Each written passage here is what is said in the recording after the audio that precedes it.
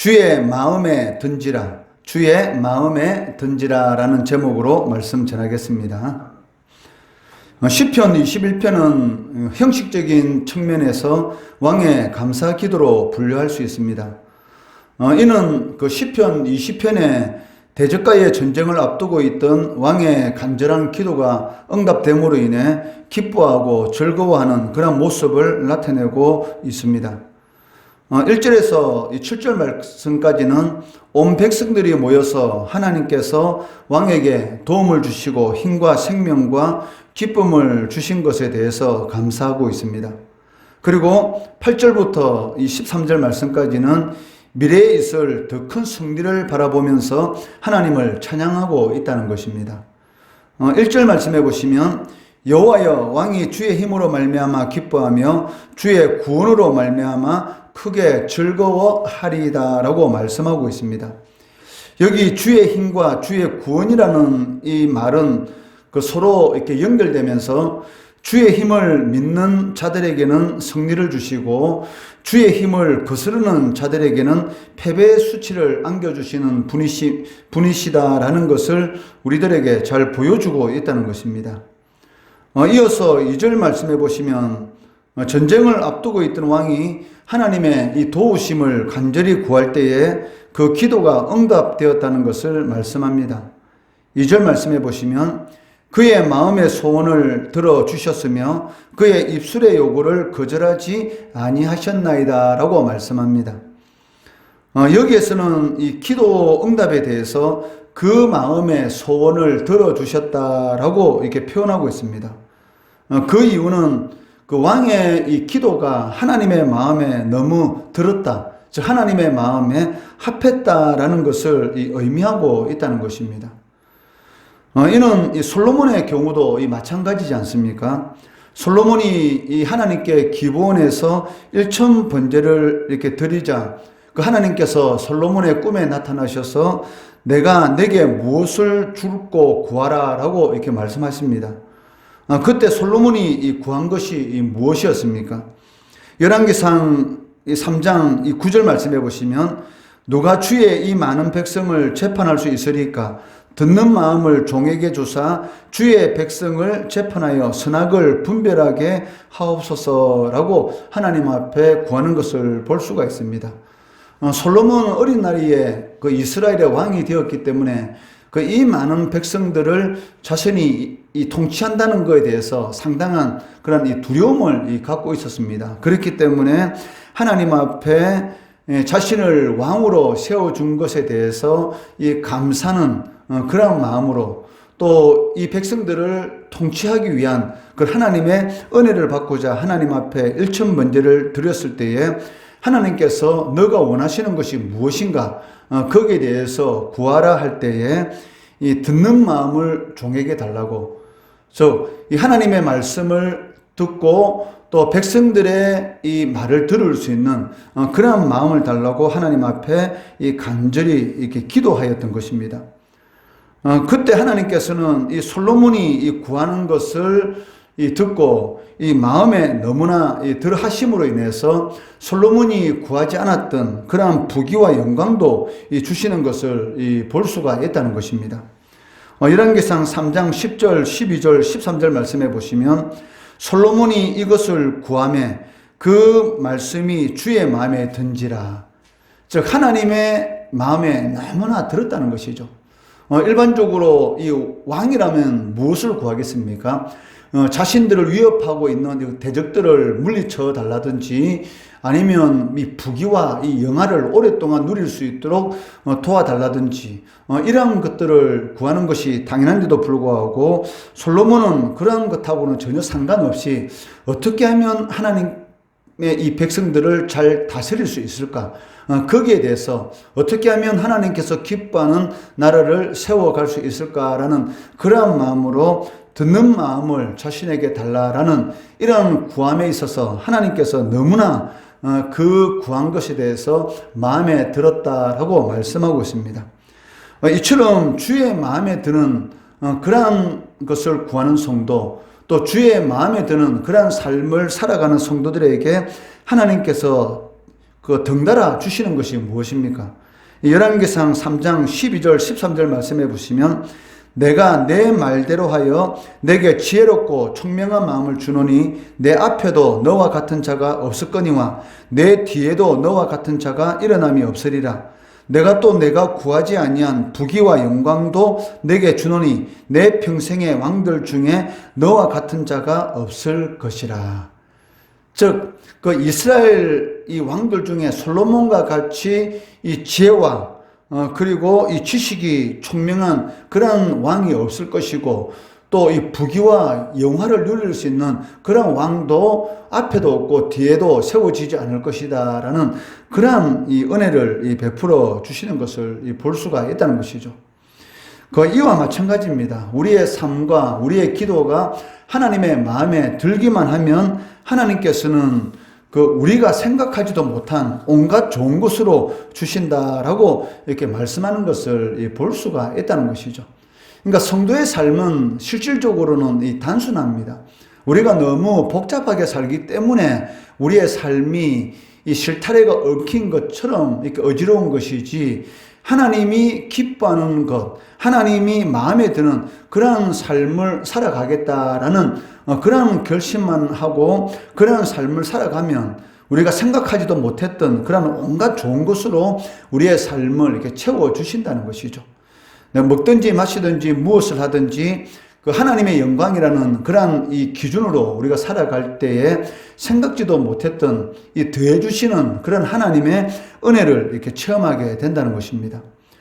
시편 21편에서도 이 주의 마음에 드는 이런 그 시편 기자의 이러한 고백을 통해서 하나님께서 이 5가지 이 복으로 응답해 주시는 것을 볼 수가 있는데, 첫 번째는 이 3절 말씀해 보시면 그 주의 아름다운 복으로 그를 영접하시고 순금간을 그의 머리에 씌우셨나이다 라고 말씀하고 있습니다. 여기 아름다운 복이라는 것은 많은 복, 풍성한 복, 온갖 좋은 복이라는 그런 의미를 가지고 있다는 것이죠. 즉 주님의 마음에 드는 그런 삶을 살아가게 되면 많은 복, 온갖 좋은 복으로 하나님께서 채워주신다라고 말씀하고 있습니다. 두 번째 복은 4절 말씀해 보시면 그가 생명을 구하며 주께서 그에게 주셨으니 곧 영원한 장수로소이다. 즉 영원한 장수의 복을 하나님께서 주신다라고 말씀하고 있습니다. 여기 영원한 장수의 복이라는 이 말의 의미는 그 인간은 한 번은 반드시 죽게 되지 않습니까? 그러니까 죽을 수밖에 없는 왕이 영원히 살 수는 없습니다. 여기에서 말하는 영원한 장수의 복이라는 것은 그 왕의 후손들을 통해서 왕조가 영원히 지속될 것을 의미한다는 것이죠. 하나님께서 이 다윗에게 하신 약속이 무엇입니까? 내 왕위가 영원할 것이다. 혹 내 후손 중에 이 하나님의 마음에 들지 않는 그런 이 악한 일을 행하는 왕이 일어난다 할지라도 다윗과의 이 약속을 하나님께서 생각하셔서 이 사울처럼 그 왕위를 빼앗는 그런 일을 하지 않고 그 왕위가 영원할 것이다 라고 하나님께서 이 다윗에게 이 언약을 세워주시는데, 그 이 약속이 누구를 통해서 완전히 성취됩니까? 바로 다윗의 후손인 예수 그리스도를 통해서, 만왕의 왕이신 예수 그리스도를 통해서 그 이 다윗의 이 왕위가 영원토록 이렇게 지속되는 것을 이렇게 보게 된다는 것이죠. 그러니까 여기에서 영원한 장수의 복을 주신다라는 것은 그의 왕조가 영원할 것이다라는 것을 의미하고 있습니다. 그 하나님께서 이 하나님의 말씀에 순종하는 자들에게 또 이 영원한 이 복을 주신다라고 말씀하고 있는데, 그것은 후손을 통해서도 끊임없이 은혜를 베풀어 주신다라는 그러한 의미를 가지고 있습니다. 그리고 이 세 번째 복은 5절 말씀해 보시면 주의 구원이 그의 영광을 크게 하시고 존귀와 위엄을 그에게 입히셨다라고 말씀하고 있습니다. 주를 경외하는 자에게 하나님께 주시는 복이 무엇입니까? 영광과 존귀와 위엄이다라고 말씀하고 있습니다. 그리고 네 번째 복은 6절 말씀해 보시면 그가 영원토록 지극한 복을 받게 하시며 주 앞에서 기쁘고 즐겁게 하시나이다 라고 말씀하고 계시는데, 그가 지극한 복을 받는다라는 이 말의 의미는 그 자신 자체가 복이 된다라는 그런 의미를 가지고 있습니다. 이 6절 말씀의 이 네 번째 복, 그 자신이 복이 된다라는 이 말은 바로 아브라함에게 하나님께서 약속하신 그 복과 동일한 것입니다. 창세기 12장 3절 말씀해 보시면 너를 축복하는 자에게는 내가 복을 내리고 너를 저주하는 자에게는 내가 저주하느니 땅의 모든 족속이 너로 말미암아 복을 얻을 것이라. 즉 내 한 사람을 통해서 내 주위에 있는 많은 것들이 이 복을 받는다. 즉 내가 복의 근원이 되는 것이죠. 내가 복 자체가 됨으로 인해서 나를 축복하는 자는 그 자가 복을 받고 나를 대적하는 자에게는 하나님의 저주가 임하는 그러한 역사가 이렇게 나타나게 된다는 것이죠. 즉 내 자체가 복이라는 것이 얼마나 큰 은혜입니까? 즉 이러한 은혜를 베풀어 주신다라고 말씀하고, 그리고 다섯째 복은 이 7절 말씀해 보시면 왕이 여호와를 의지하오니 지존하신 이의 인자함으로 흔들리지 아니하리라. 즉 어떤 환난 가운데서도 흔들리지 않는 그런 은혜를 베풀어 주신다는 것입니다. 성도들이 이 믿음에서 떠나게 되고 시험에 드는 이유가 무엇이냐면 이 두려움 때문입니다. 그러니까 그 두려움만 극복하게 된다면 그 시험에 들 이유가 전혀 없는 것이죠. 그러니까 마귀는 성도들을 이 믿음에서 떠나도록 하기 위해서 이 두려움이라는 이 무기를 사용하는 것이죠. 경제적인 두려움, 앞으로 내가 어떻게 살아갈 것인가, 과연 하나님의 말씀대로 살아갈 때에 과연 내가 이 세상 가운데서 승리하는 그러한 삶을 살아갈 수 있을 것인가. 즉 이 아담과 하와를 유혹한 것처럼 그 선악과 열매를 먹더라도 죽지 않고 하나님과 똑같이 될 것이다. 너가 왜 하나님의 말씀에 그렇게 종으로서의 그런 삶을 살아갈 필요가 뭐 있느냐? 너가 하나님이 되면 더 행복하지 않겠느냐라는 이러한 끊임없는 이런 유혹을 하는 것이죠. 즉 하나님의 밑에서 종으로서의 그런 삶을 살아가지 말고 너가 주인이 되는 삶을 살아가라.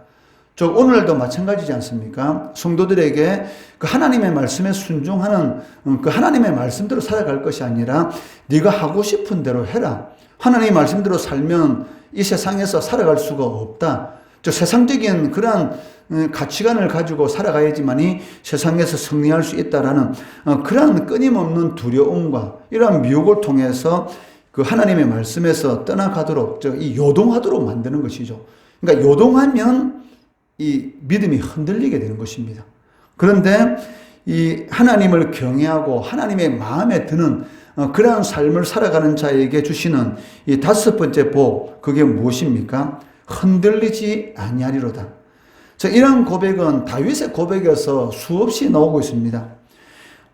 시편 3편 다윗의 시를 보더라도 시편 3편 6절 말씀해 보시면 천만인이 나를 애워서 진친다 할지라도 나는 두려워하지 아니하로다. 10,000,000명이 자기를 죽이려고 하는 그런 상황 가운데서 어째 두렵지 않습니까? 그런데도 불구하고 하나님이 함께 하시니까 두렵지 않다는 것이죠. 그러니까 자신은 두려워할 수밖에 없습니다. 그런데 하나님이 함께 하시니까 두렵지 않은 것이죠. 이러한 은혜를 베풀어 주신다라고 말씀하십니다. 그리고 8절부터 13절까지는 그 앞으로 있을 이 전쟁에서의 더 큰 승리를 바라보면서 하나님께 찬양을 올려드리는 것을 볼 수가 있습니다. 9절 말씀해 보시면 왕이 노하실 때에 그들을 풀물불 같게 할 것이라. 여호와께서 진노하사 그들을 삼키시리니 불이 그들을 소멸하리로다 라고 말씀합니다. 이는 왕이 그의 대적들을 완전히 멸망시키는 것을 볼 수가 있는데, 이 풀무불이라는 이 말을 통해서 성 안에 있는 원수들을 성과 함께 통째로 불태우는 것을 이렇게 볼 수가 있습니다. 그 옛날에 전쟁에서 성략이 되면 성을 완전히 불태워서 초토화시키지 않습니까? 그러한 모습을 이 9절에서 보여주고 있다는 것입니다.